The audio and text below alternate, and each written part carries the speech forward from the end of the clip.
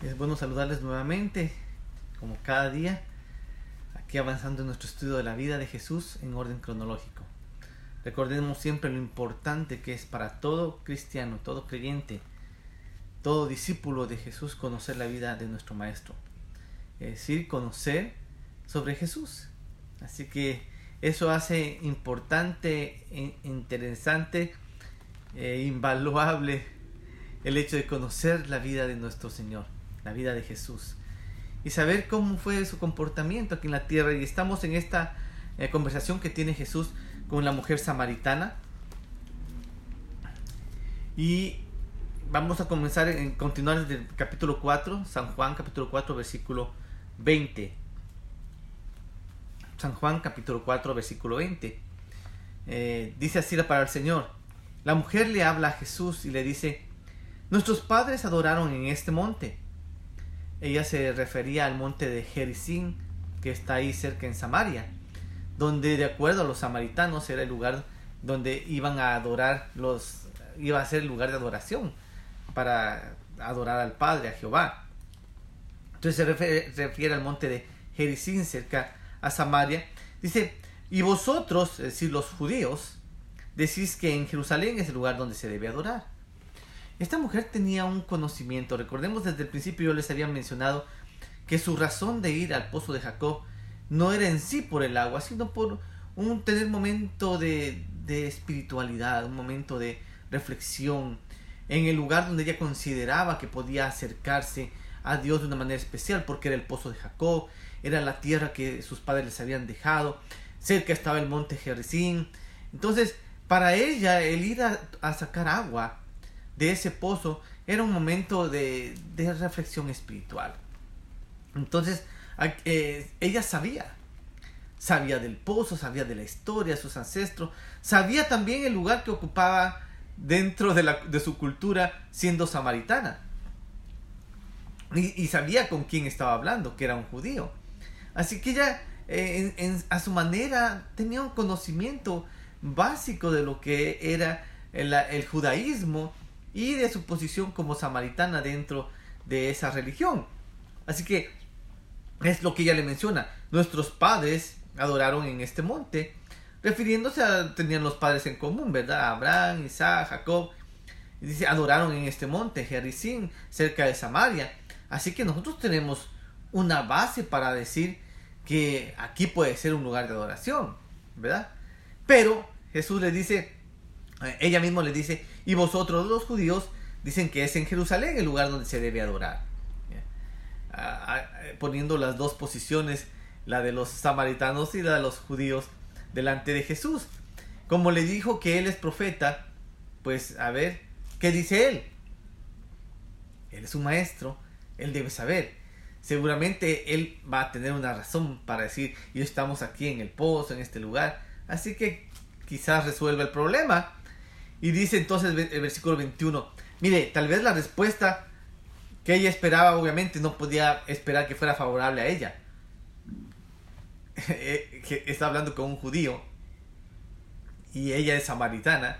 Así que cuando le dice esto, yo creo que ella sabía la respuesta que podía esperar de Jesús. Mire lo que Jesús le responde, versículo 21.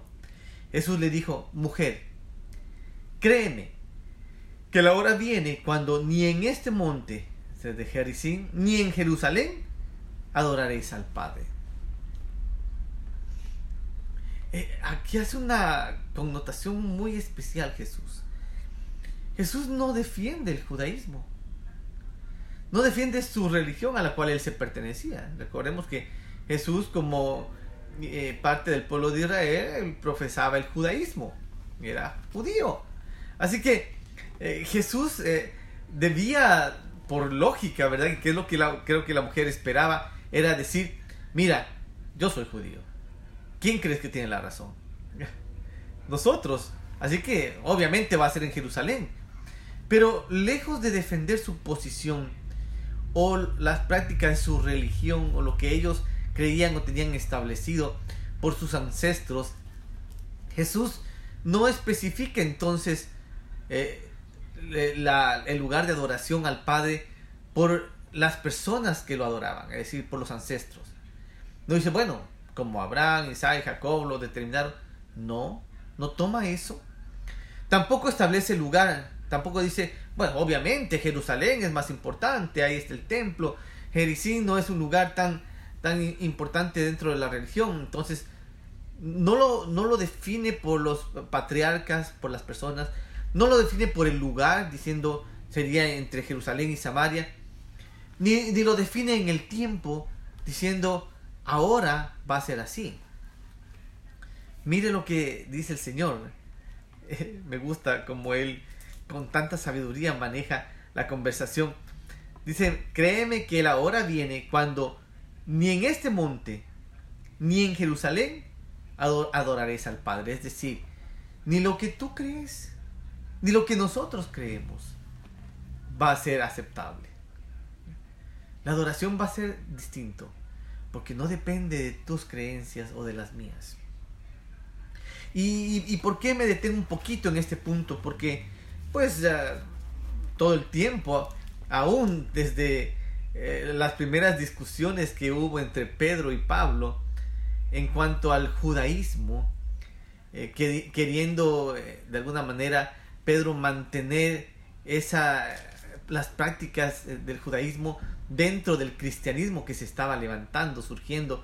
Entonces tuvieron problemas con Pablo porque a Pedro le interesaba mantener la doctrina y la religiosidad judía dentro de lo que ellos estaban predicando. Dicen, bueno, nuestro maestro fue judío y él mantenía las prácticas en la sinagoga, las fiestas y todos los ritos de nuestra religión como judíos, así que podemos continuar con eso. Y Pablo le decía, pero en mi caso fui enviado a los gentiles y Jesús de ninguna manera me envió en un ministerio de hacerlos judíos a ellos para mantener las prácticas. Así que todo ese proceso que hasta el día de hoy se lleva de judaizar la religión o el cristianismo, desde ese punto de vista Jesús mismo no lo promueve, ni lo inicia, ni lo respalda, diciendo, bueno, todos debemos seguir lo que el judaísmo ha determinado. No lo hace así, sino que dice, ni ustedes ni nosotros, porque va a ser diferente. Su presencia transformó todo. Así que Jesús no viene a definir o establecer y dejar claro cuál es la religión que debe mantenerse, en este caso la suya como judío. No lo hace. Y aún en nuestros días, obviamente, hay un fuerte movimiento judaizante de llevar a todo cristiano a entender las fiestas y los ritos judíos, sus prácticas, sus celebraciones, y en el argumento de que pues Jesús mismo era judío, así que él lo practicó y seguir sus pasos sería seguir sus enseñanzas. Pero mire lo que habla con la samaritana y le dice, no, ni tú ni yo. Es decir, bueno, no él, sino los judíos. La religión que yo practico, a la que me pertenezco, tampoco tiene la razón. ¿Y entonces qué? Versículo 22. Vosotros adoráis lo que no sabéis, refiriéndose a los samaritanos. Escuche bien. Jesús le dice, vosotros adoráis lo que no sabéis. Es decir, los samaritanos, a pesar de tener un conocimiento, y en tu caso, que sabes de los ancestros, del lugar, de todo lo que estás hablando en tu espiritualidad y tu conocimiento de religión, dice, sin embargo, adoras lo que no sabes. Tu poco conocimiento no te da ni base, le dice a la mujer. Nosotros, refiriéndose a los judíos, él incluyéndose, dice, adoramos lo que sabemos. Es decir, yo como judío y mi pueblo y los que practicamos el judaísmo, si sabemos lo que hacemos y lo que adoramos lo que sabemos. Dice, y termina diciendo, porque la salvación viene de los judíos. Jesús le aclara algo más fuerte y directo a la mujer. Le dice, mira, la salvación viene de los judíos. ¿Por qué? Porque está escrito que el Salvador el Mesías, vendrá, y dentro de la práctica del judaísmo estaba escrito.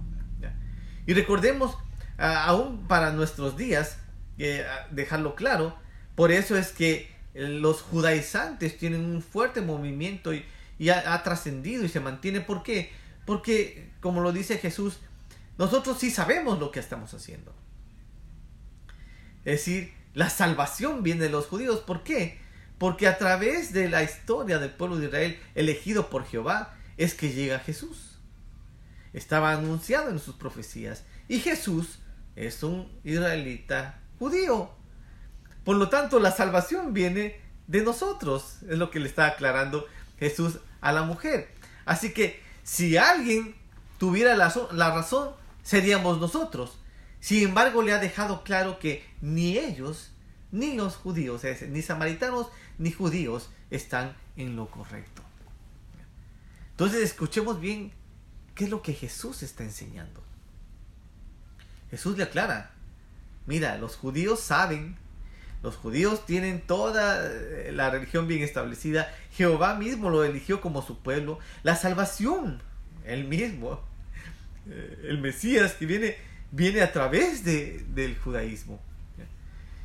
Por lo tanto, en nuestros días, ¿qué pasa? El catolicismo y el cristianismo surgen de la misma base, es decir, seguimos a Jesús.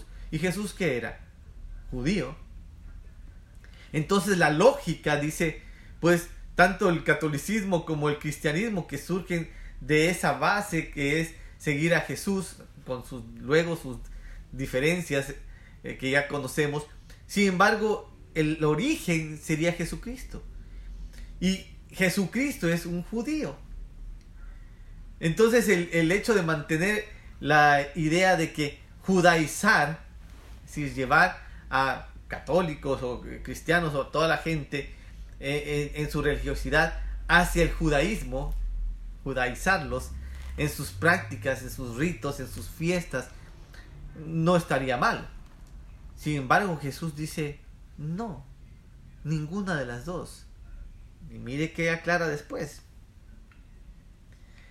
Versículo 23. Aquí está lo más importante. Mas la hora viene, y ahora es, porque Él establece la diferencia.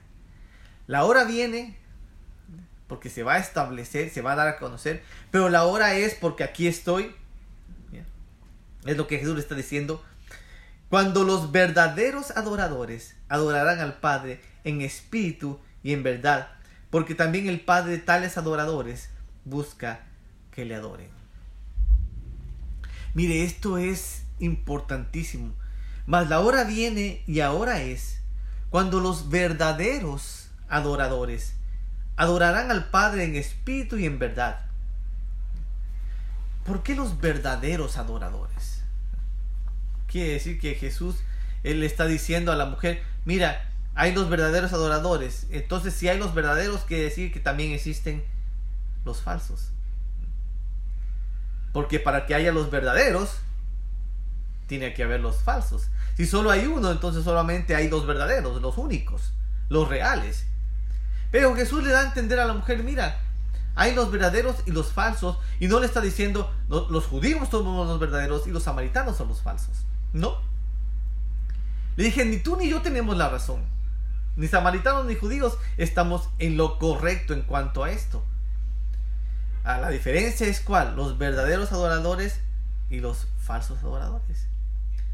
¿Cuáles son los verdaderos adoradores?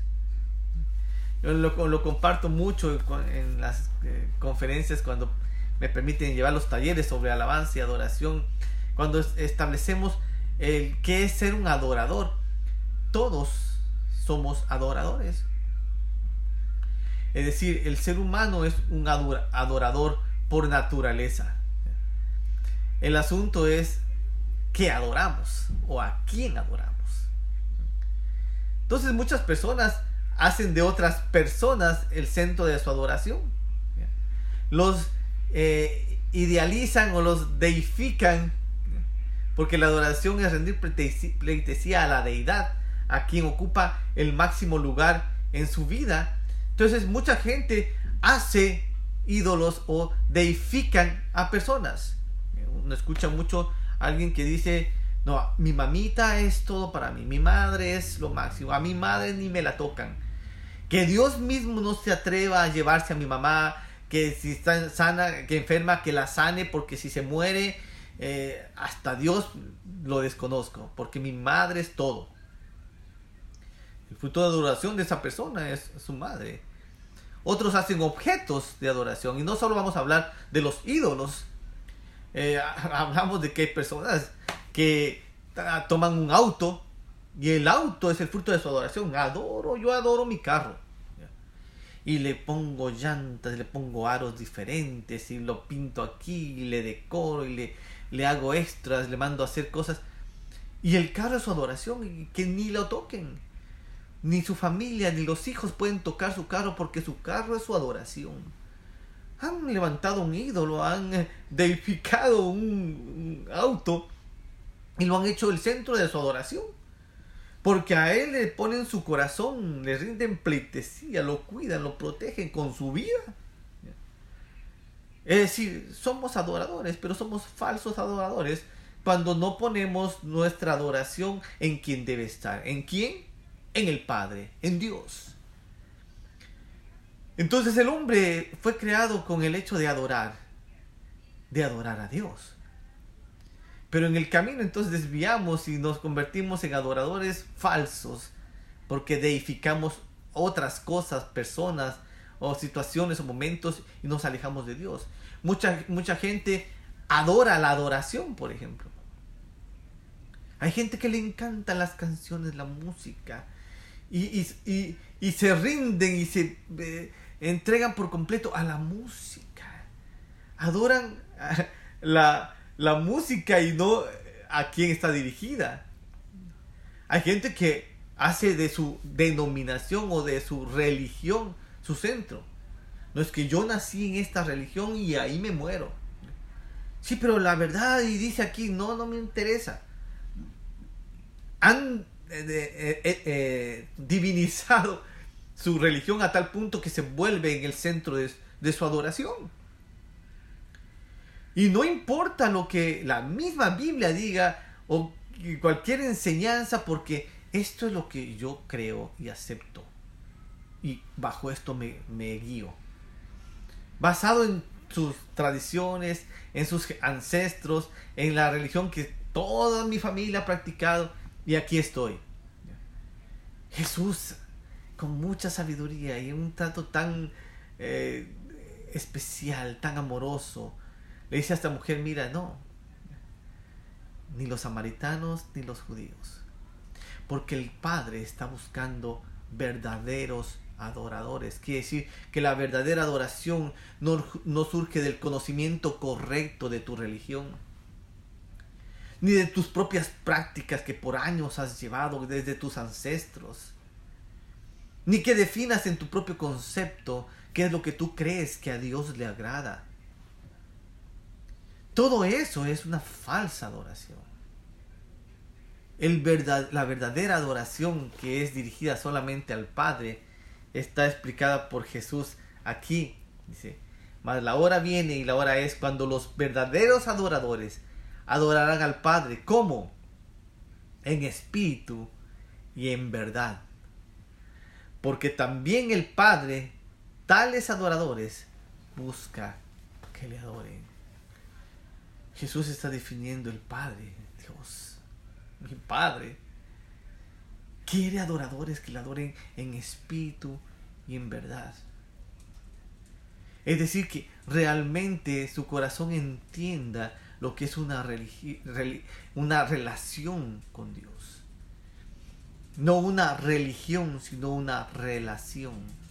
Porque la verdadera adoración está basada en un conocimiento íntimo de quién es Dios.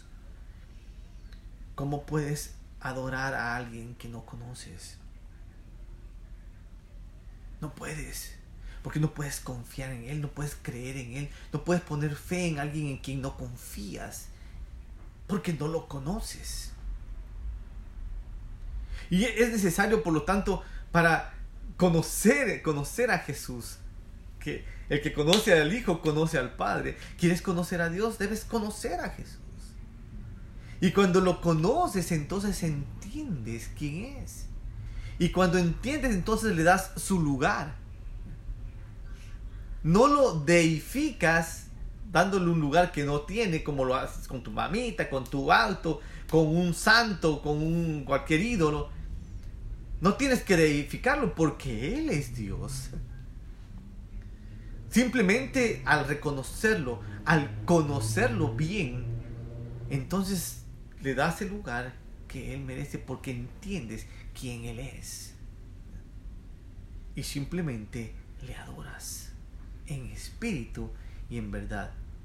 ¿Por qué en espíritu? Porque la única manera de adorarle en verdad y ser un verdadero adorador es porque el Espíritu Santo es el que te muestra y te revela quién es el Señor. Cuando Jesús asciende, deja al Espíritu Santo y dice, Él os guiará a toda verdad. ¿Quieres saber si es como los samaritanos o como los judíos? Pues no es así. Es como el Espíritu te va a guiar. Porque el Espíritu te va a revelar qué es y Él te guiará a toda verdad. Por eso debemos aprender esta adoración que Jesús establece, que es la única que el Padre quiere. Adoración en espíritu y en verdad.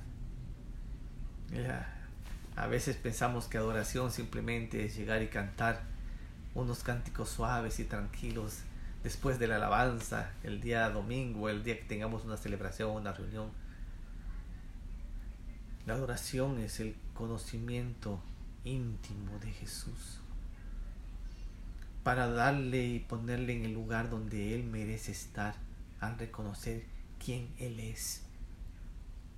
No por lo que te dicen, no por lo que tu religión te comenta, no por lo que por años has aprendido o has practicado, no por religión, sino por relación, por intimidad. Y entonces llegas a ese entendimiento y le das el lugar que Él merece en tu vida. Qué importante que es, por lo tanto, lo que estamos haciendo. Conocer a Jesús. Permíteme orar. Señor, gracias por esta plática tan especial que tienes con la mujer samaritana, que a través de ella vamos aprendiendo, Señor, que lejos estamos a veces de una verdadera adoración, de conocerte en realidad. Señor, porque no es religión, no es ser judío o samaritano, no es conocimiento, no es decir, todo lo sé, mis ancestros, mi pasado, todo esto lo he aprendido.